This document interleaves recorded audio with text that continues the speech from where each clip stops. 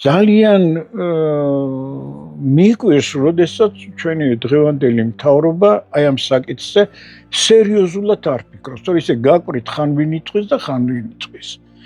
ამაზე ფიქრი შეიძლება.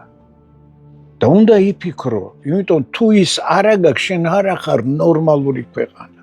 მაგას ვამბობ, მე ჩემი კითხვა ამაში, ანუ დღეს არ არის აუცილებლობა იმისა, რომ შენ კიდე რაღაცა ფორმით მაინც იყო. თუ ჩვენ ვამაყობთ, რომ ვართ მართლმადიდებლური ქვეყანა, რომელსაც და აქვს საკუთარი ეკლესია, რომელიც ავტონომიით სარგებლობს და დღევანდელი მსოფლიო იცნობს, შენ უნდა გქონდეს, შენი სავიზიტო ბარათი უნდა იყოს სწორედ აი ის იქ არსებული რაღაცა, რომელიც ეკლესიასთან იქნებოდა გაიგივება. იქ შენ მოდი ესე ვთქვათ, მიუხედავად ისტორიული უთანასწორობისაც, რაღაცა პრობლემებისაც, რაც იყო და მოხდა, მიუხედავად ამისა, მეც ასე ვფიქრობ, რომ ქართველთა სახელი რამე ფორმით, არ ვიცი, იერუსალიმში უნდა ისმოდეს.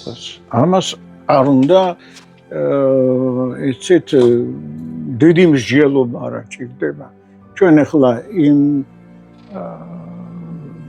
ინდივიდუალობითაც იმ დონეზე ვართ, რომ ჩვენ ეს ძალიან კარგად გვესმის, თუ უნდა გვესმოდეს, რომ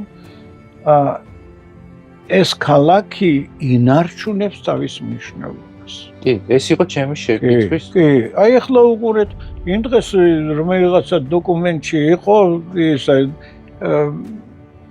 ტრამპი რო თავის დაწერილი რაღაცას იმ გოდების კედელში რო ჭედავს.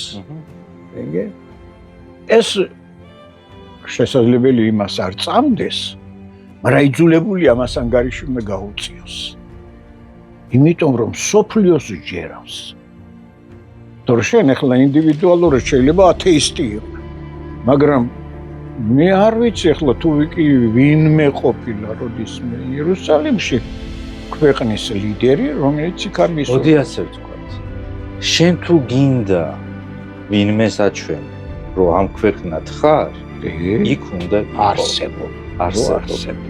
იქ უნდა იყო რაღაცა ძალიან დიდი მადლობა დღევანდელი დღისთვის და მაყურებელს მინდა ვუთხრა, რომ აუცილებლად თვალი უნდა ადევნოთ ჩვენ მრავალსერიან ისტორიას, ჩვენ მომდევნო სერიაში ძალიან საინტერესო ამბებს მოგიყვებით კიდევ უფრო.